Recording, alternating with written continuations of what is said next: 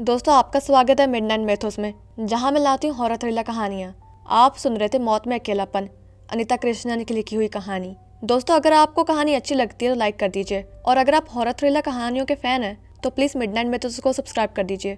धन्यवाद। अभी तक आपने सुना कि सागर की बिजनेस ट्रिप के लिए उसने मंगलवार सुबह को निकलना था, और सोमवार की रात जब वो पैकिंग कर रहा था तो अकेले में कमरे में उसने कुछ महसूस किया। उसको कोई सपना आया और वह किसी अजीब जगह पर पहुंच गया था। सुषमा ने आकर उसे उठाया और डिनर के लिए अपने साथ ऊपर ले गई।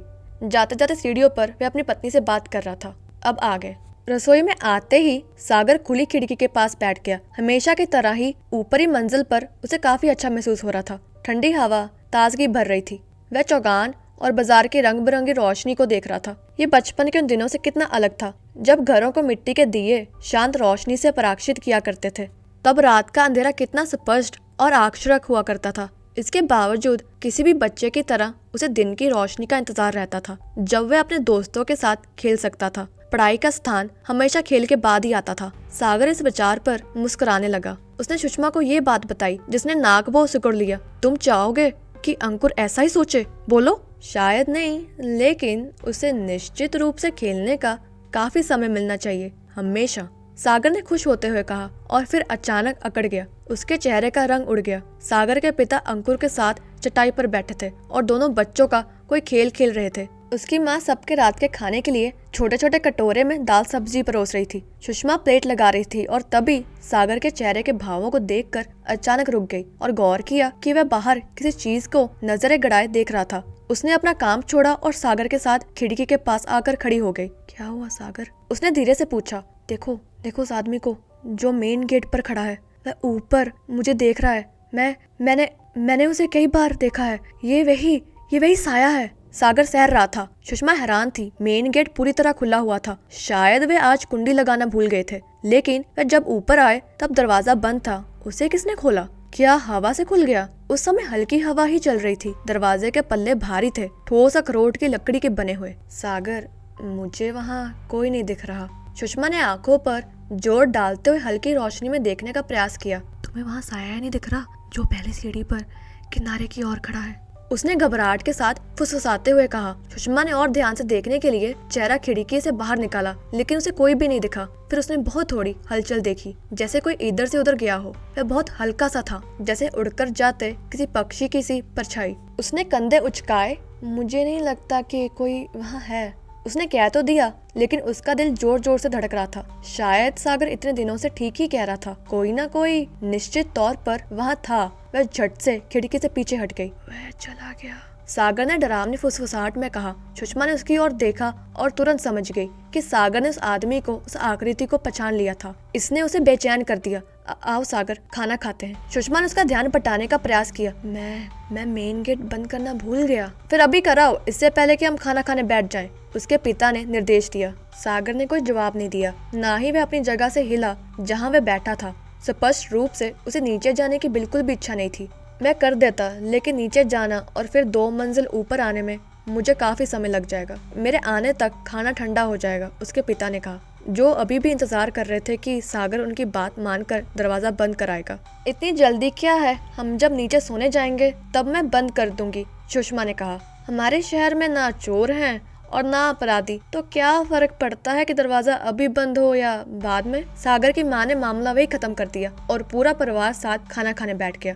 डिनर के तुरंत बाद परिवार के सभी लोग सोने चले गए। सागर प्रवेश द्वार के पास गया और वहाँ आवश्यकता से कुछ अधिक देर तक ठहर गया। उसने स्पष्ट रूप से वह साया यही देखा था, जबकि सुषमा को कुछ दिखाई नहीं पड़ा था। क्या ये उसकी कल्पना थी?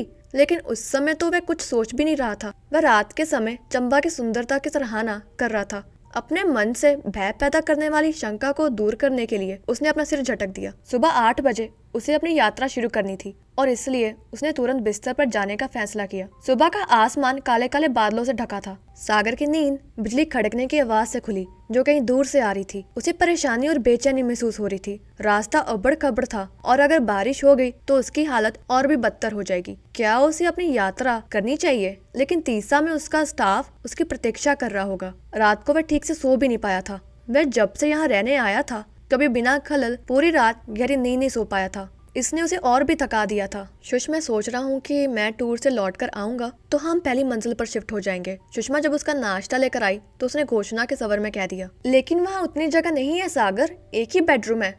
हमारे बच्चे के कमरे का क्या होगा? शुश, हम छोटे से स्टूडियो रूम को अपने बच्चे का कमरा बना देंगे। मुझे यहाँ नीचे रहना अब बिल्कुल भी अच्छा नहीं लग रहा। तुम लौट कर आओ, फिर हम इस पर बात करते हैं। अभी तो मुझे तुम्हारा लंच भी पैक करना है। क्या तुम थोड़ा ज्यादा खाना दे सकती हो मेरे सहाय के लिए?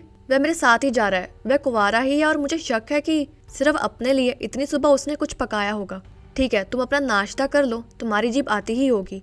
8 बजने में 5 मिनट बाकी थे कि चपरासी सागर का सामान लेने आ गया। जीप कुछ दूर खड़ी की गई थी क्योंकि उसे दरवाजे तक लाना संभव नहीं था। सड़क काफी पतली थी। मैं भागकर माँ और पापा को बाय बोल कर आता हूँ, सागर ने कहा, लेकिन उसे जाना नहीं पड़ा। दोनों उसे विदा करने के लिए नीचे आ चुके थे। जल्दी जल्दी सबसे गले मिलने और विदा लेने के बाद सागर बाहर निकल गया। उसका परिवार प्रवेश द्वार की सीढ़ियों पर उसे टाटा बाय बाय करने के लिए खड़ा था। डैडी जल्दी आना, अंकुर ने आधी नींद में ही उसे कहा। सागर, मुझे तुम्हारी याद आएगी, सुषमा ने कहा। अपना ध्यान रखना बेटा, माता पिता ने कहा। सागर पीछे मुड़ा और आखिरी बार अपने परिवार को स्नेह से देखकर उनका प्यार स्वीकार किया और मुस्कुरा दिया। वह उन सभी से कितना प्यार करता था। वह सभी उसे तब तक प्रेम से देखते रहे जब तक कि वह मोड़ के बाद ओझल नहीं हो गया। अगले दिन सागर घर लौटा, लेकिन स्ट्रेचर पर पड़े एक बेजान शव के रूप में, जो खून से सनी सफेद चादर में लिपटा था। कुछ बचा था तो बस लहूलुहान शरीर जो मुड़ा तुड़ा हुआ था। उसकी आत्मा शरीर से मुक्त हो चुकी थी। उसकी जीप चंबा से 30 मील दूर 200 फीट गहरी खाई में लुढ़कती हुई नीचे जा गिरी थी। इस दुर्घटना में उसके सहायक की भी मौत हो गई थी, जबकि उसका ड्राइवर और चपरासी चमत्कारिक रूप से बच गए थे। जीप उस खड़ी पहाड़ी से नीचे लुढ़कती इससे चंद सेकंड पहले ही दोनों किसी प्रकार से वहां से नीचे कूदने में सफल हुए थे। 2 दिन बाद दुर्घटनाग्रस्त जीप का ड्राइवर, जिसका नाम भी शिव कुमार था, सतबद्ध और बावला अवस्था में सुषमा के पास अपनी गलती का दुख जताने आए। सफेद साड़ी में लिपटी सुषमा की पथराई आंखें कहीं दूर देख रही थी। उसका मन यह स्वीकार करने के लिए तैयार नहीं था कि सागर अब कभी उसके जीवन में लौट कर नहीं आएगा। सुषमा ऐसी लग रही थी मानो कोई हरी भरी कोमल टहनी कुचलकर ठंडी सुनसान राह में पड़ी हो। भयंकर परेशान शिव कुमार उसके पास खड़ा था। मेम साहब, मैं सतबुद्ध हूँ। उस दुर्घटना के बाद से एक बार भी आँख नहीं लगी मेरी। मैं अब तक समझ नहीं पा रहा हूँ कि उस दिन क्या हुआ। ये सब कुछ कितना विचित्र है। मैं जब जीप से कूद गया तो जीप को नीचे लुढ़कता देखता रहा, जिसमें सांप मौजूद थे, लेकिन कुछ कर ना सका। मैं बुरी तरह घबरा गया था। पहाड़ी से नीचे दौड़ने की कोशिश भी की, लेकिन कुछ कदम जाकर रुक गया क्योंकि पहाड़ एकदम सीधा खड़ा था। उस समय तक जीप इतनी नीचे जा चुकी थी कि मैं उसे देख भी नहीं पा रहा था। मैं कुछ नहीं कर सका मेम साहब, कुछ नहीं कर सका। इतना कहते हुए सुबकने लगा।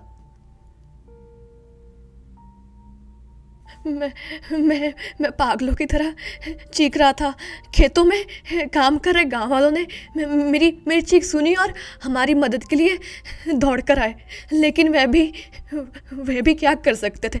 पहाड़ी की दीवार एकदम खड़ी थी। जीप इतनी नीचे जा चुकी थी कि वह भी उसे वापस नहीं ला सकते थे। उसमें बैठे लोगों की मदद कर सकते थे जो उसके साथ नीचे जा चुके थे। सुषमा ने दर्द से सूखते गले से रुक कर फुसफुसाते हुए पूछा, तो फिर उस खाई से सागर को ऊपर तक लेकर कौन आया? गांव के पोस्टमास्टर ने मदद बुलाई। लगभग 2 घंटे के इंतजार के बाद सेना के कुछ जवान रस्सियों और खड़े पहाड़ पर चढ़ने के सामान लेकर पहुंचे। सुषमा बिना पिता के अपने बच्चे को नींद में व्याकुल होते देख रही थी, जिसके गालों पर सूख चुकी आंसुओं की लकीर थी। साड़ी के किनारे से सुषमा ने अपने आंसुओं को पोंछा। दोपहर की हवा में नींबू के पेड़ के पत्ते आसपास से टकरा रहे थे। शिव कुमार ने अपनी रुलाई पर काबू पाया और गहरी सांस ली। मेम साहब, मैंने एक सैनिक को दूसरे से कहते सुना, ये बड़ी मनहूस जगह है। क्या ये वही जगह नहीं जहाँ पिछले साल राज्य परिवहन की एक बस नीचे लुढ़क गई थी? याद है, हमने तब 10 शव निकाले थे। वह कांप उठा, लेकिन सुषमा के चेहरे पर अचानक आए भाव को नहीं देख सका। मैं भौचक्का रह गया था। अविश्वसनीय मेम साहब, उन्हीं सैनिकों ने उसी जगह से 1 साल पहले 10 शव निकाले थे।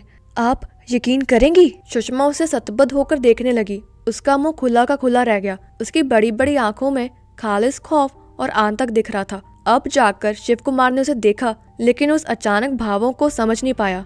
उसने आगे कहा, मेम साहब, दुर्घटना इतनी अचानक हुई कि मुझे साफ साफ कुछ भी याद नहीं है। मैं एक मोड़ के पास था और मैं बता नहीं सकता कि ब्रेक फेल हो गए या मुझे बस इतना याद है कि मैं स्टीयरिंग व्हील को घुमाने की भरपूर कोशिश कर रहा था, लेकिन वो बिल्कुल भी नहीं घूम रहा था। वह जाम हो गया था। मैं लगातार ब्रेक लगा रहा था, लेकिन जीप सीधे पहाड़ी से नीचे चली गई।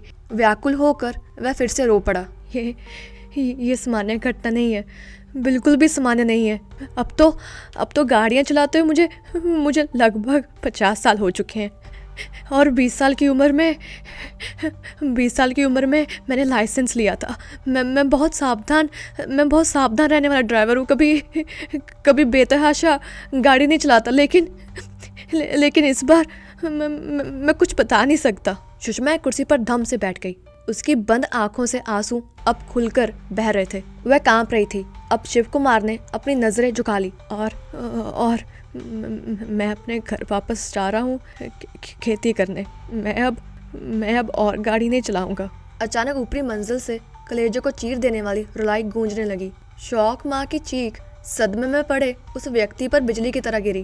वह पास पड़ी कुर्सी पर अपने घुटनों के बल गिर पड़ा और किसी बच्चे की तरह सिसकने लगा। मैं साहब के माता पिता का सामना नहीं कर पाऊंगा। क्या जवाब दूंगा मैं उन्हें? मैंने उनका दिल तोड़ दिया है। मैंने आप सबको कुचल दिया है मेम साहब, आप सबको तबाह कर दिया है। मैं फूट फूट कर रो रहा था। सुषमा निश्चल पड़ी रही। मेम साहब, मुझे माफ़ कर दीजिए। मैं आपसे सफाई की भीख मांगता हूँ। मेरी कोई गलती नहीं थी। शिव कुमार ने सुसकते हुए कहा और अपना मुंह हाथों में छुपा लिया। सुषमा ने धीरे अपनी आंखें खोली और शिव के झुके कंधों को देखा, जो सिसकियों से कांप रहे थे। उसका गला एक बड़ी और कष्टदायी गांठ से रुंध गया। उसने अपनी नजर मुख्य द्वार के सीढ़ियों की ओर घुमाई, जो पूरा खुला था, ताकि अपना शौक व्यक्त करने वाले लोग अंदर आ सकें। उससे आगे भयंकर अकेलापन था। बिल्कुल शिव, तुम्हारा कसूर नहीं था, बिल्कुल भी नहीं था। वे उसकी ओर मुड़ी और अपने दर्द के साथ फुसफुसाते हुए कहा। अपनी आंखों के कोने से सुषमा ने सीढ़ियों पर थोड़ी हलचल देखी। क्या कोई मिलने आया है? स्वाभाविक रूप से उसकी नजर फिर से खुले दरवाजे पर लौट आई। वह डर से कांप उठी। 2 धुंधले भूतों के जैसी आकृतियां दरवाजे की सबसे ऊपर की सीढ़ी को हाथों से थाम खड़ी थी। भयाक्रांत होकर उसने एक आकृति को धीरे धीरे अपनी ओर हाथ उठाते देखा, जो उसे अपने पास बुला रहा था।